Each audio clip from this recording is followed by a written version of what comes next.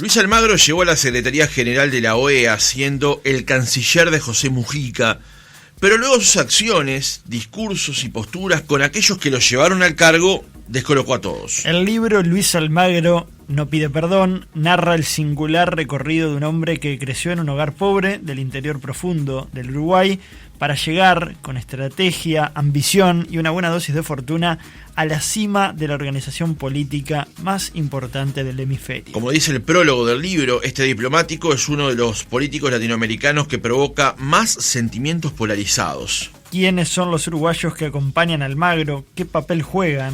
¿Quiénes integran el círculo más cercano al secretario general de OEA? ¿Cuál será el futuro político de Almagro? Estas preguntas se encuentran respuesta en la investigación periodística de Gonzalo Ferreira y Martín Natalevich, que incluyó más de 100 entrevistas y 20 horas de conversación con el diplomático uruguayo. Martín Natalevich, buen día, ¿cómo estás? Buen día, Francisco, Juan Pablo, un gusto estar con ustedes esta mañana. El gusto es que nos acompañes. Habitualmente, Martín, estos reportajes se comienzan preguntando cómo surgió la idea del libro y cómo se fue generando, pero voy a cambiar esa pregunta, seguramente la podamos hacer a lo largo del reportaje, pero te quiero hacer esta pregunta para conversar. ¿Quién es Luis Almagro?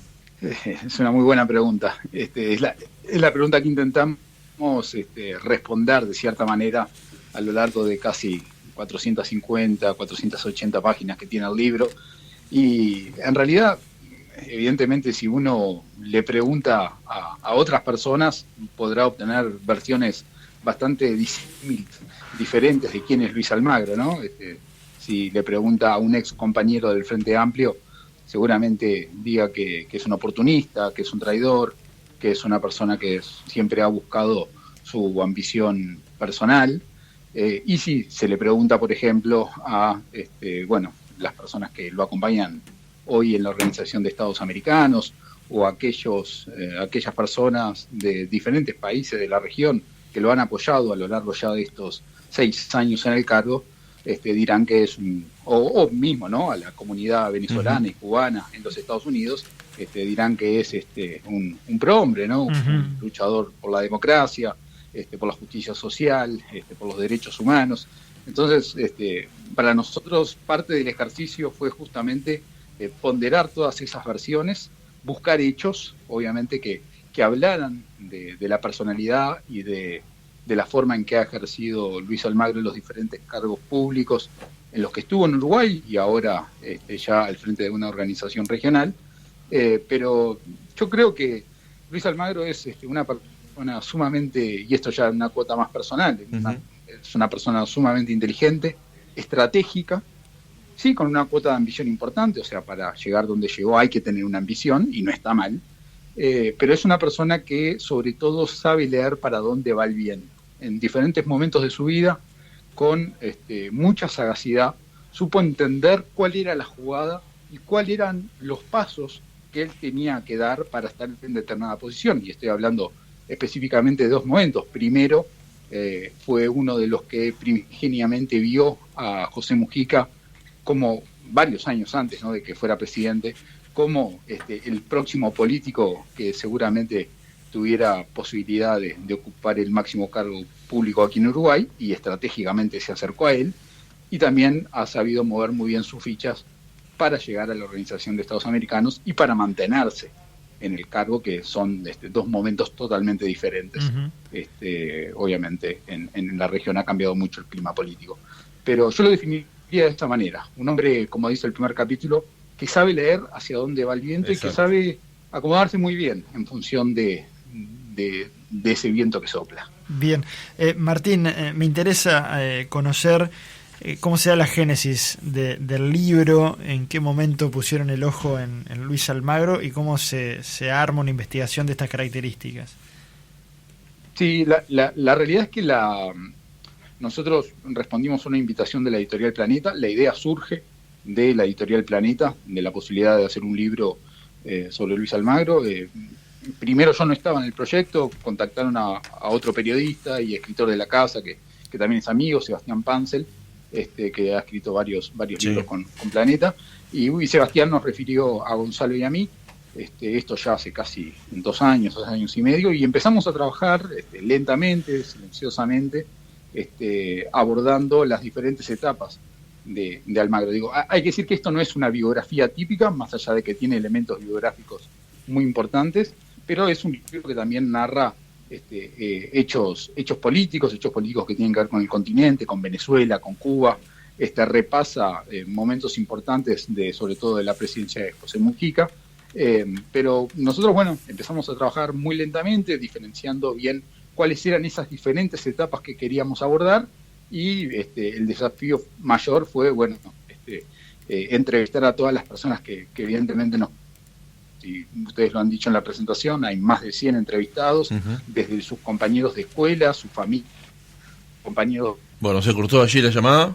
Bien, nos estabas contando entonces cómo se había gestado, nos decías que Planeta les presentó esta posibilidad de investigar sobre Luis Almagro, que no es una biografía como uno la puede pensar, ¿no? Que si no... Exactamente, sí. Va tomando porque, capítulos incluso cada de... capítulo obviamente está dividido temáticamente, pero nosotros nunca nos planteamos hacer típicamente una biografía de él, sino un libro periodístico en el cual se contarán diferentes historias que obviamente están todas vinculadas con Luis Almagro, pero si uno lee el libro también podrá encontrar una historia reciente de lo que ha sido la crisis venezolana, por ejemplo, o la situación en Cuba, o la situación en Bolivia también, o episodios fundamentales en los que participó Almagro durante el gobierno de Mujica, como la posibilidad de que Uruguay le diera refugio a ciudadanos sirios. Ese proceso se cuenta también con bastante detalle, pero un poco lo que les comentaba cuando me quedé hablando solo, es que para nosotros el mayor desafío justamente era poder encontrar voces autorizadas, legítimas, para hablar de todas esas varias etapas de la vida de Almagro, desde su niñez, desde su primera niñez, pasando por su actividad escolar, judicial, por su actividad universitaria, por su militancia en el Partido Nacional, en el Frente Amplio, en el gobierno de Mujica y hasta llegar a la Organización de Estados Americanos.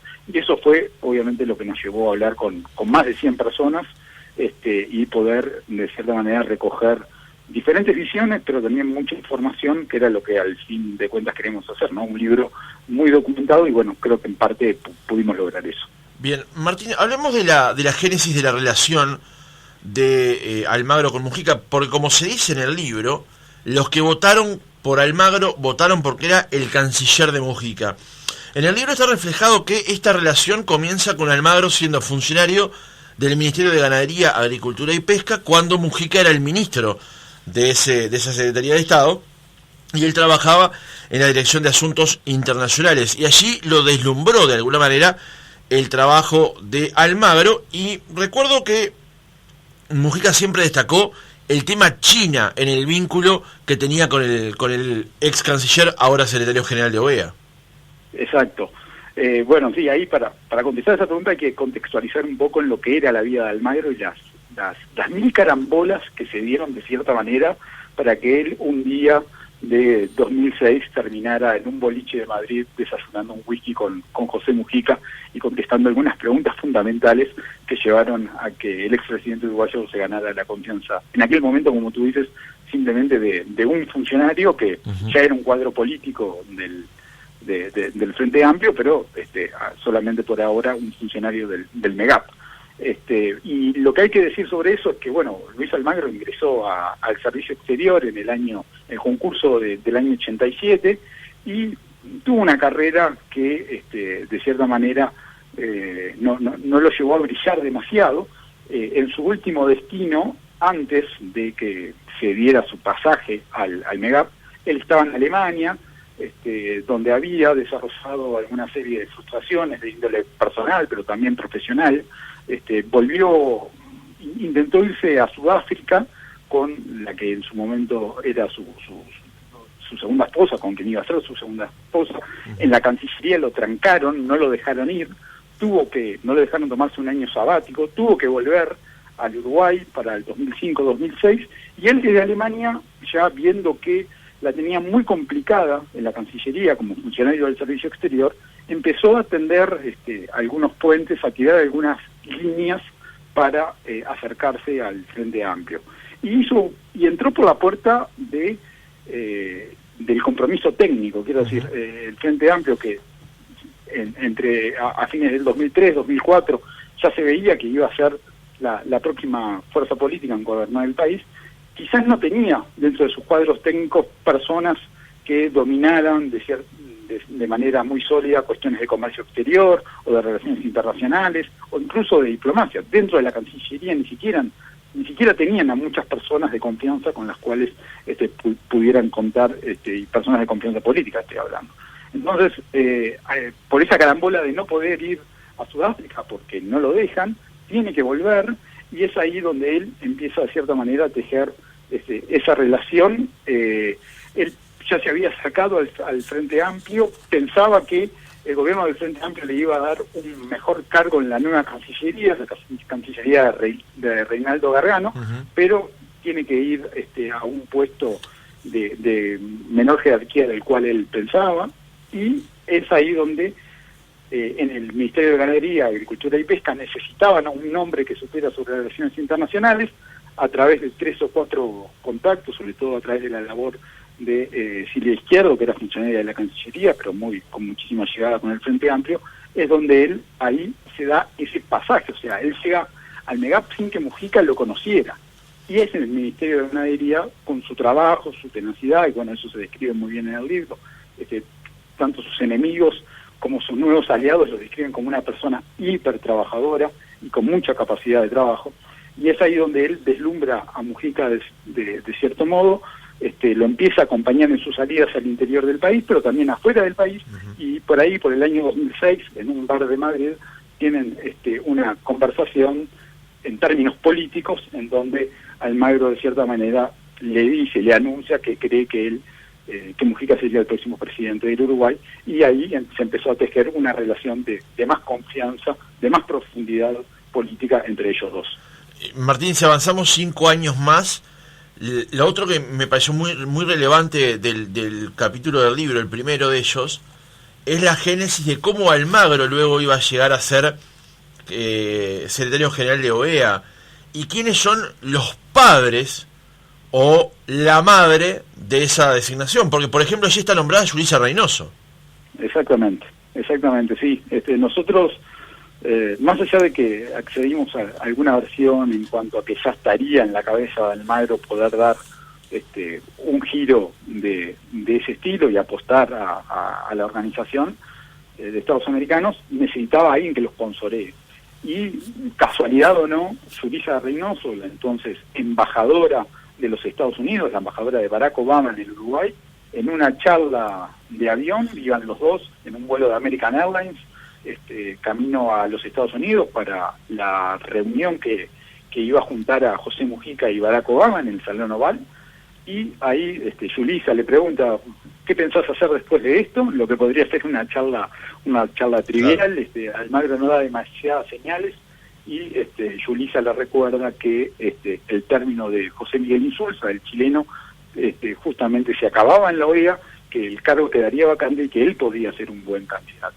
Entonces, focalizamos en Yulisa Reynoso como aquella persona que es quizás de las primeras que se lo dicen, pero después aparecen otras personas que también apoyarán esa idea fuertemente, para que en un trabajo de hormiga, que obviamente tuvo muchísimo que ver Mujica para lograr los votos fundamentales, y cuando hablo de los votos fundamentales hablo de aquellos estados que no querían que Almagro llegara a esa posición, claro. Venezuela y Bolivia, ¿no?, que fueron los dos, el gobierno de Maduro y el gobierno de Evo Morales, los que se le hicieron más difícil, pero con la intermediación de Mujica, sobre todo con Venezuela, yendo en diciembre de 2014 a Caracas, entrando al Palacio Miraflores, y convenciendo a Maduro, a Elías Jagua y a otros funcionarios de primera línea venezolana, que dieran su voto, y de esa manera Venezuela termina votando para que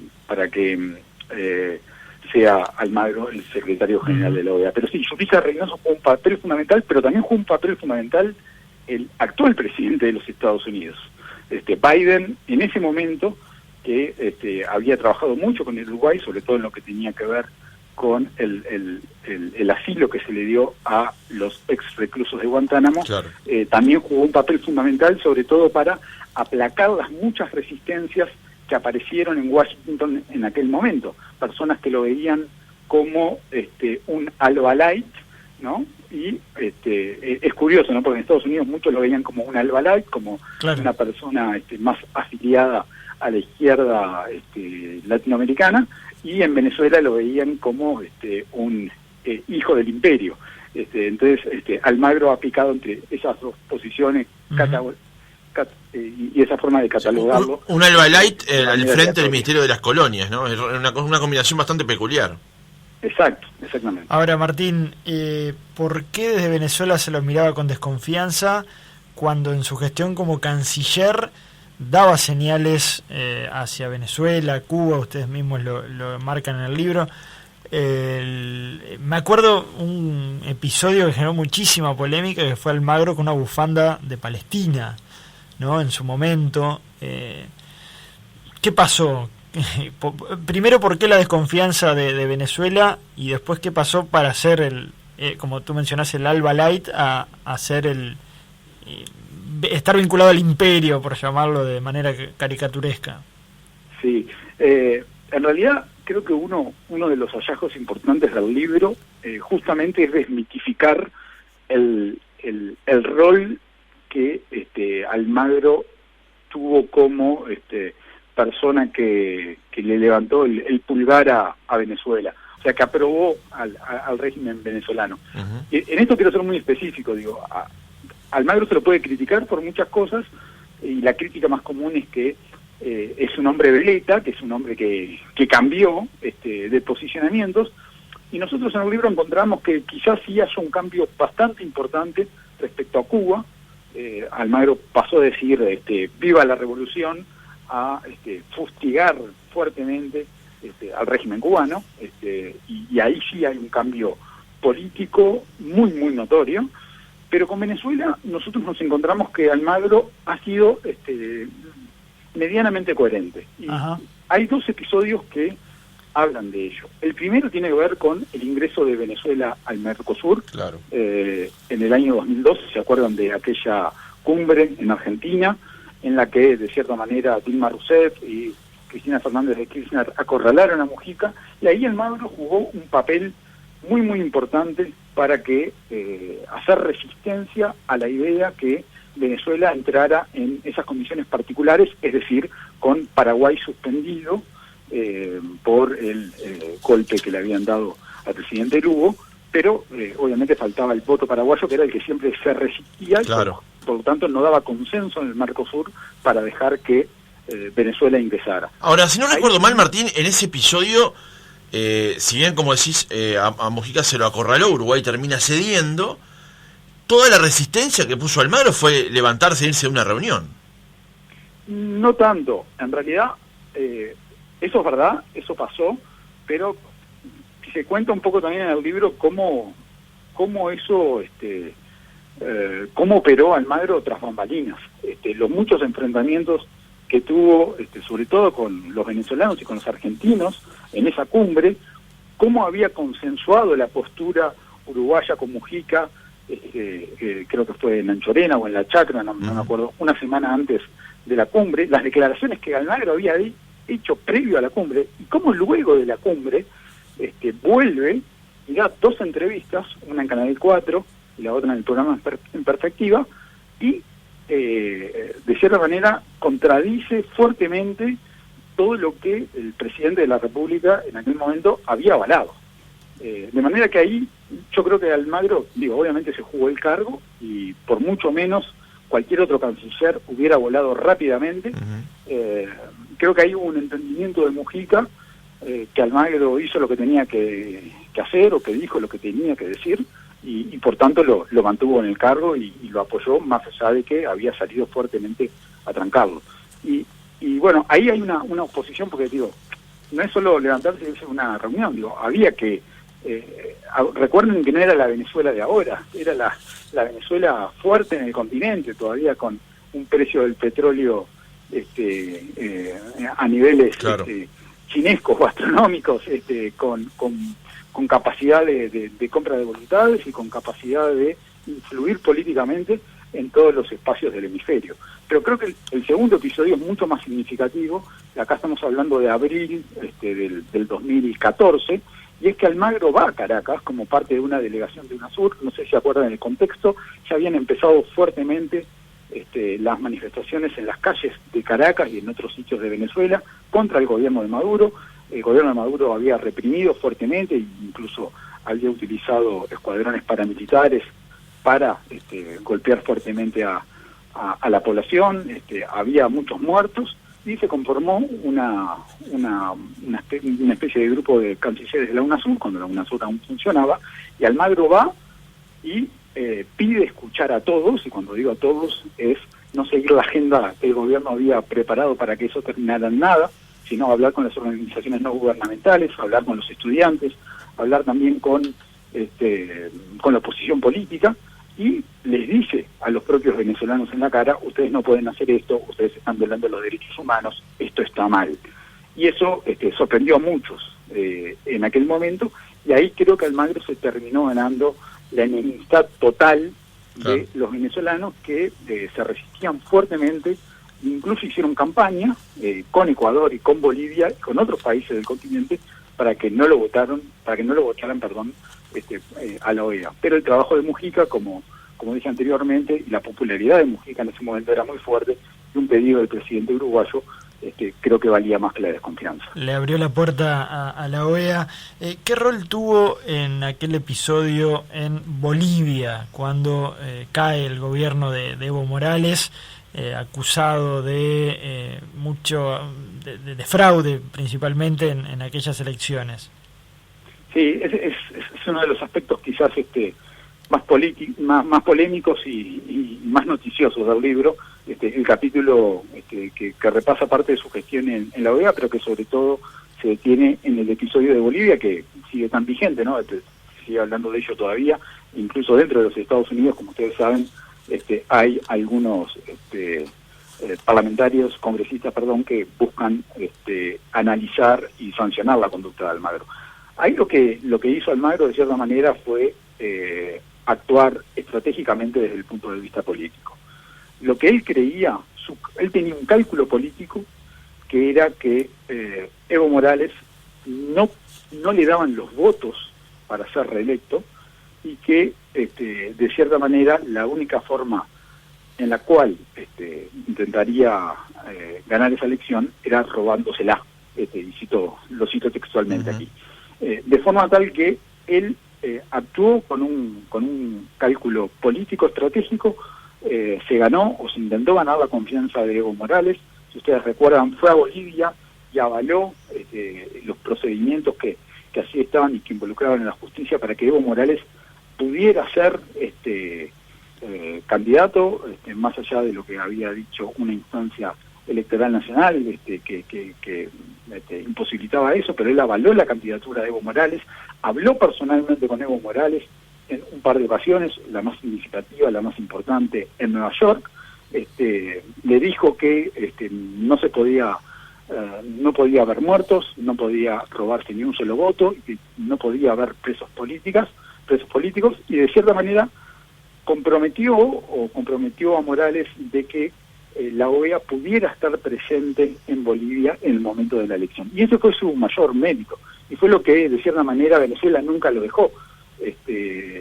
La primera gran pelea de Almagro con los venezolanos en la OEA empieza con un intento de Almagro de que observadores de la OEA estuvieran presentes en Caracas para una elección, y los venezolanos sabían lo que eso significaba. Ya hacía muchos años que no habilitaban, desde el 2007 que no habilitaban que la OEA estuviera ahí adentro, por lo tanto le dijeron que no. Pero Evo Morales aceptó, y creo que en alguna entrevista ha reconocido que ese fue su error, que su error fue confiar, entre comillas, ¿no? Y de cierta manera la OEA llegó ahí, hizo su trabajo, el diagnóstico fue que se había cometido fraude, y bueno, eso en un proceso que llevó prácticamente un mes, terminó desencadenando la salida de Evo Morales. Todo lo que pasó después, hay quienes dirán que fue responsabilidad de Almagro. hay otros que dirán que Almagro actuó conforme a derecho y que la organización siempre hizo lo que debía hacer.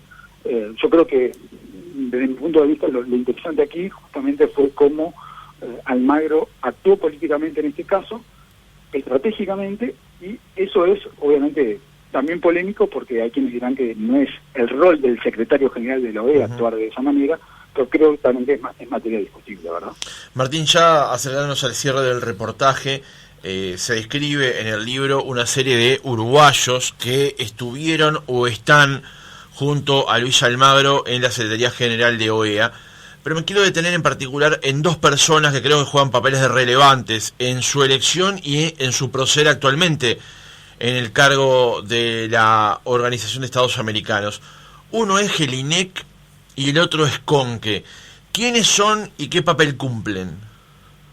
Sí, Jelinek, que falleció ya, fue fundamental como su encargado de prensa, la persona que le manejaba los medios, las relaciones públicas, para de cierta manera lograr que los diferentes lobbies que se movían en el eje Washington-Miami,